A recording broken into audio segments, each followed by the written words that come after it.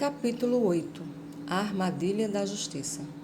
Se o mundo fosse organizado de tal forma que tudo tivesse que ser justo, nenhum ser vivo poderia sobreviver nem um dia. Os pássaros seriam proibidos de comer os vermes e o interesse pessoal de cada um teria que ser atendido.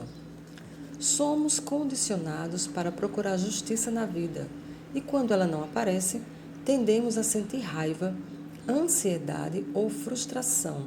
Na verdade, seria igualmente produtivo procurar a fonte da juventude ou algum mito semelhante. A justiça não existe, nunca existiu nem nunca existirá. O mundo simplesmente não funciona dessa maneira. Os tordos comem os vermes, e isso não é justo quanto aos vermes. As aranhas comem moscas, e isso não é justo quanto às moscas. Os ratos matam percevejos, e por aí vai. Você só precisa olhar a natureza para perceber que não há justiça no mundo. Furacões, inundações, secas, tudo isso é injusto. É um conceito mitológico essa história de justiça. O mundo e as pessoas que estão nele continuam sendo injustos a cada dia. Você pode escolher ser feliz ou infeliz, mas isso nada tem a ver com a falta de justiça que vê ao redor. Isso não representa uma visão amarga da humanidade e do mundo, mas antes uma descrição exata de como é o mundo. A justiça é simplesmente um conceito que quase não tem aplicabilidade, sobretudo naquilo que diz respeito às suas próprias escolhas de autorrealização e felicidade. Mas inúmeras pessoas tendem a exigir que a justiça seja parte inerente de nossas relações com as outras pessoas. Isso não é justo. Você não tem o direito de fazer isso. Se eu não posso e eu faria isso com você? Essas são frases que costumamos usar. Procuramos justiça e usamos a falta dela como justificativa para a infelicidade. A exigência da justiça não é um comportamento neurótico e só se transforma num ponto fraco quando você se pune com uma emoção negativa, quando deixa de ver a evidência da justiça que é tão futilmente exige. Nesse caso, comportamento autodestruidor não é exigir justiça, mas a imobilização que pode resultar de uma realidade sem justiça. Nossa cultura promete justiça. Os políticos referem-se a ela em todos os discursos de suas campanhas. Precisamos de igualdade e justiça para todos. Contudo, dia após dia, século após século, a falta de justiça continua. Pobreza, guerra, moléstia, crime, prostituição, drogas e assassinatos persistem, geração após geração, na vida pública e privada. E se pode tomar como guia a história da humanidade, irão continuar. A injustiça é constante, mas você, em sua nova e infinita sabedoria, pode decidir lutar contra essa injustiça e recusar-se a ser reduzido a um estado de imobilidade emocional por causa dela. Você pode esforçar-se ajudando a eliminar a injustiça e pode decidir que não será psicologicamente derrotado por ela. O sistema legal promete justiça. Os povos exigem justiça e alguns deles realmente trabalham para que ela ocorra. Mas, em geral, a justiça não se dá. Os que têm dinheiro não são condenados. Os juízes e os policiais são frequentemente comprados pelos poderosos. Um presidente e um vice-presidente dos Estados Unidos são perdoados ou levam um tapinha na mão por delitos evidentes. Os pobres enchem os xadrezes, não têm possibilidade alguma de vencer o sistema. Não é justo, mas é verdade. Spiro Agnew fica mais rico depois de sonegar seu imposto de renda. Richard Nixon é isentado de culpa e seus puxa-sacos cumprem poucos meses de pena em confinamento especial. Enquanto os pobres e os membros de grupos minoritários apodrecem nas prisões, esperando uma chance, esperando um julgamento. Uma visita a qualquer tribunal local ou delegacia de polícia proverá que as pessoas de influência dispõem de um conjunto de regras especiais. embora isso seja incansavelmente negado pelas autoridades. Isso não é justo, o estribilho das relações inúteis. A exigência de justiça pode penetrar seus relacionamentos pessoais e impedi-lo de se comunicar utilmente com as outras pessoas. O estribilho do "isso não é justo" é um dos mais comuns e distribuidores lamentos feitos por uma pessoa contra outra. Para que você possa considerar algo injusto, terá que comparar a si próprio com outro indivíduo ou grupo de indivíduos. Sua disposição mental funciona mais ou menos assim. Se eles podem fazer isso, eu também posso. Não é justo que você tenha mais do que eu. Mas eu não consegui fazer isso, por que é que você fez? E por aí vai. Nesse caso, você está determinando que lhe convém com base na conduta de uma outra pessoa. Os outros, não você, estão encarregados de suas emoções. Se você se aborrece por não ser capaz de fazer algo que alguém mais fez, então você deu aos outros o controle sobre si próprio. Sempre que você se comparar a alguém, estará fazendo o jogo do "isso não é justo" e passando da autoconfiança para o raciocínio externo dirigido pelos outros. Uma das minhas clientes, uma jovem atraente mulher chamada Judy, é um bom exemplo desse tipo de raciocínio autodestrutivo. Judy queixava-se de seu casamento infeliz de 5 anos. Uma noite, na terapia, ela representou uma discussão conjugal para o grupo. Quando o jovem, que fazia o papel do seu marido, corretor de seguros, lhe disse alguma coisa desagradável, ela imediatamente reagiu com: "Por que você disse isso? Eu nunca lhe digo coisas assim." Quando ele mencionou os 2 filhos do casal, Judy disse: "Isso não é justo. Eu nunca incluo as crianças numa discussão." Quando o desenvolvimento de seus papéis os conduziu a um possível programa de diversão para a noite, o raciocínio de Judy foi mais uma vez: "Isso não é justo. Você sai sempre enquanto eu tenho que ficar em casa com as crianças." Judy conduzia seu casamento como quem mantém um registro contábil. Um para você, um para mim. Tudo deve ser equitativo. Se eu ajo dessa maneira, você também deve agir. Não era de admirar que se sentisse magoada e ressentida a maior parte do tempo, pois ela estava mais interessada em corrigir injustiças imaginárias do que em avaliar e talvez melhorar seu casamento. A procura de justiça de Judy era um beco sem saída neurótico. Ela avaliava o comportamento do marido à base de seu próprio comportamento e sua felicidade à base do comportamento do marido. Se ela parasse com a incessante vigilância e começasse a perseguir as coisas que desejava sem ter que estar em débito em relação ao outro, então seu relacionamento melhoraria de forma significativa. A justiça é um conceito exterior, uma forma de se evitar encarregar-se de sua própria vida.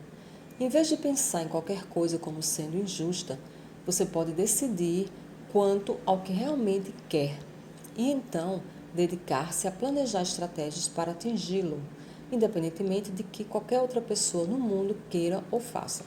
O fato é que cada um é diferente do outro e nenhuma reclamação porque os outros têm coisas melhores do que você resultará em alguma mudança pessoal positiva.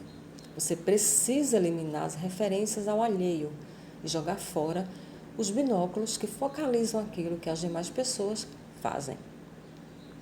Algumas trabalham menos e ganham mais dinheiro. Outros são promovidos por favoritismo quando você tem a capacidade. Sua esposa e filhos continuarão a fazer tudo de modo diferente de você. Mas se você se focalizar a si mesmo em lugar de comparar-se com os outros, então não terá a oportunidade de se aborrecer com a falta de equidade que observa. O pano de fundo para praticamente todas as neuroses consiste em fazer o comportamento dos outros mais significativo do que o seu.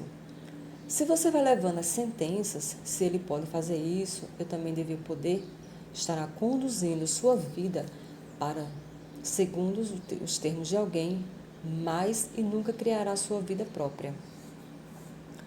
Ciúme, exibição suplementar da exigência de justiça.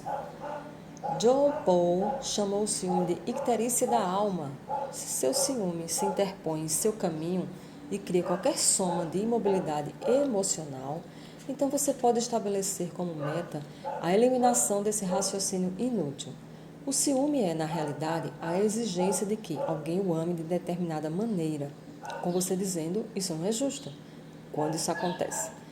Deriva de uma falta de confiança em si, simplesmente porque é uma atividade dirigida por outra pessoa.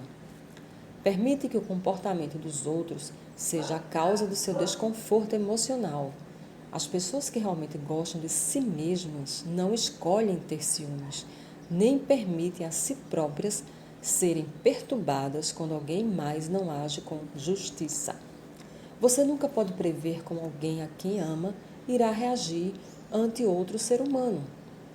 Mas se eles escolherem carinho e amor entre si, você só poderá sentir a imobilidade do ciúme se vir que as decisões deles têm algo a ver com você. A escolha é sua. Se um parceiro ama outra pessoa, não está sendo injusto, simplesmente está sendo. Se você rotula a situação de injusta, provavelmente irá acabar tentando descobrir por quê. Um exemplo perfeito é uma cliente minha que ficou furiosa porque o marido tinha um caso. Ela estava obcecada, tentando entender porque a constantemente perguntava onde foi que eu errei. Que há de errado comigo? Eu não era bastante boa para ele? E perguntas semelhantes, indicadoras de falta de confiança em si. Ellen pensava a cada momento na injustiça da infidelidade do marido e chegou mesmo a cogitar de ter ela também um caso, como uma forma de contrabalançar as coisas. Chorava muito e oscilava entre raiva e tristeza. O raciocínio defeituoso de Ellen, que leva à infelicidade, decorre de seu desejo de justiça, que a sufoca nesse relacionamento.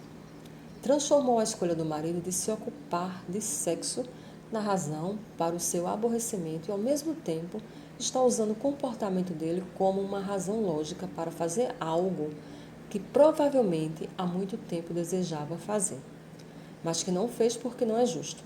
A insistência dela numa justiça estrita teria significado que, se fosse ela a primeira a ter um caso, então o marido deveria fazer a represália.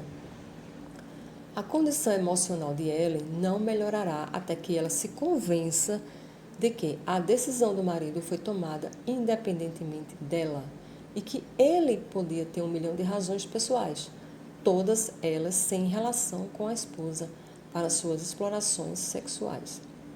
Talvez ele apenas quisesse fazer algo diferente. Talvez sentisse amor por alguém mais, além da esposa. Ou talvez desejasse provar a própria virilidade ou afastar a velhice. Seja qual for a razão, nada tem a ver com Ellen, que pode ver o caso como algo entre duas pessoas e não contra ela.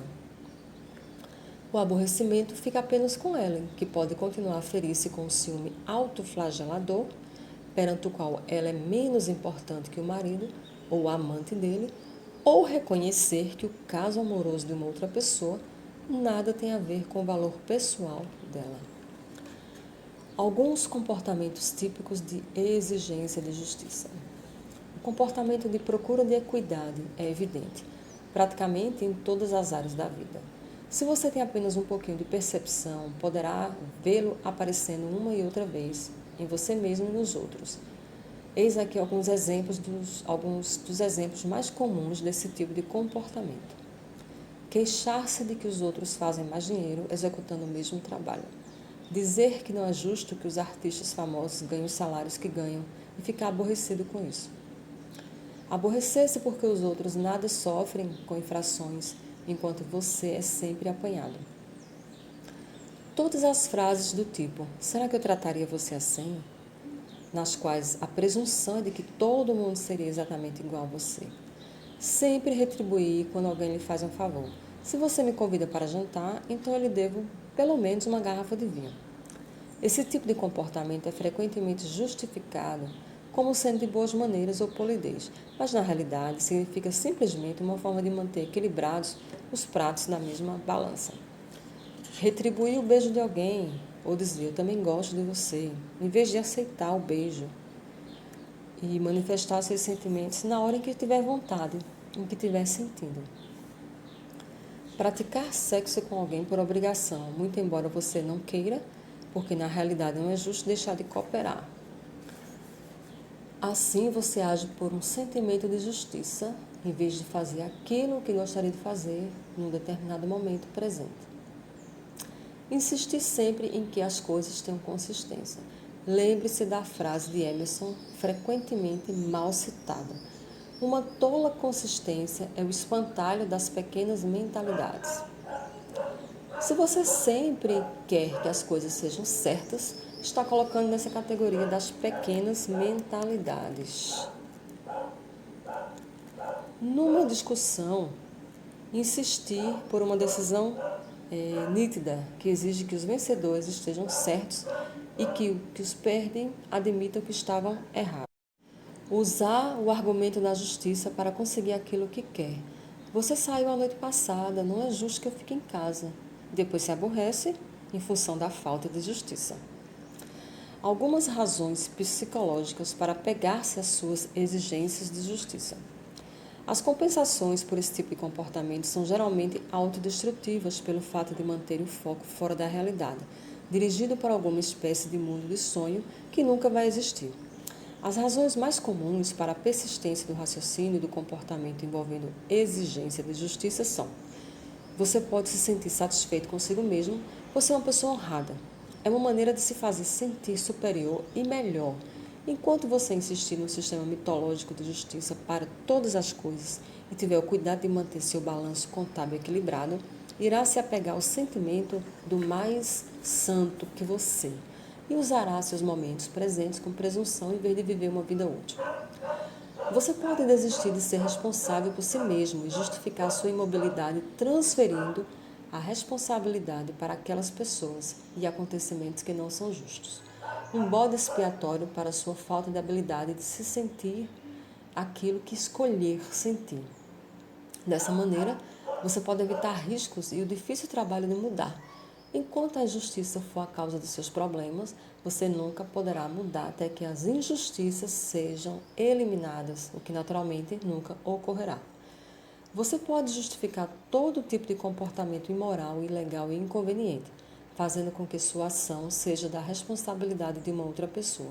Se ele pode fazer isso, eu também posso. Esse é um belo sistema de racionalização para qualquer comportamento. Enquanto você tiver um conceito de justiça, pode sempre tomar a decisão justa. Você pode manipular os outros, sobretudo seus filhos, lembrando-lhes de que estão sendo injustos com você, se não for exatamente como você é e se não mantiverem um registro preciso de todo o toma lá da cá no relacionamento. Um processozinho cômodo para se conseguir o que quer. Pode justificar um comportamento vingativo porque tudo deve ser justo. Isso é uma manobra para sair-se bem com todo tipo de atividade manipuladora e desagradável. A vingança é justificável, porque tudo deve ser justo e equilibrado. Da mesma forma que você deve pagar um favor, deve retribuir uma mesquinharia. Aí tem você, o sistema psicológico de manutenção para o apego às exigências de justiça. Mas esse sistema de apoio não é inabalável. Adiante estão alguns métodos estratégicos para alijar esse tipo de raciocínio e eliminar o ponto fraco da exigência de justiça. Algumas estratégias para desistir da fútil insistência na justiça. Relacione tudo aquilo que, em seu mundo, você considera injusto. Use sua lista como um guia para uma ação pessoal útil. Faça a si mesmo esta importante pergunta: as iniquidades desaparecerão se eu me aborrecer? Obviamente, não. Ao atacar o raciocínio errôneo que acarreta seu aborrecimento, você estará se encaminhando para escapar à armadilha da justiça. Quando você se apanhar dizendo, será que eu faria isso com você? Ou alguma frase semelhante, mude-a para, você é diferente de mim, embora eu ache difícil aceitar isso neste momento. Isso irá facilitar, ao invés de impedir, a comunicação entre você e a outra pessoa. Comece a ver sua vida emocional como algo independente daquilo que alguém mais faz. Isso o libertará das cadeias do sofrimento. Toda vez que os outros se comportarem de maneira diferente daquela que você desejava que se comportassem. Tente visualizar cada decisão em perspectiva, não como uma monumental mudança de vida. Carlos Castanheda chama sábio um homem que vive para agir, não para pensar sobre a ação, não para pensar sobre o que pensará quando tiver acabado de agir. Ele sabe que sua vida toda se extinguirá depressa demais. Ele sabe, porque vê, que nada é mais importante do que alguma outra coisa.